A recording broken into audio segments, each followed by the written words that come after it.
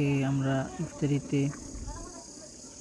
গ্রামবাসীর জন্য অল্প কিছু খাবারের আয়োজন করেছি। যেমন খিচুড়ি ছিল, খিচুড়ির সাথে শরবত ছিল,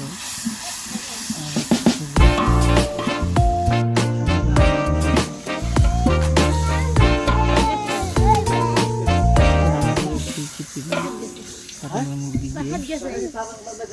তো আমি এডিট করতে পারি না, শুধু ভিডিও করছি। এটা হচ্ছে যে চুলা কাটছিলাম, সেই চুলা কাটার ভিডিও।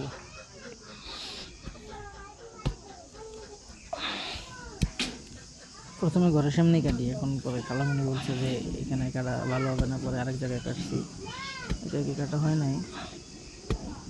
যাই হোক, দোয়া করবেন সামনের জন্য আরও ভিডিও দিতে পারি। আল্লাহ হাফেজ।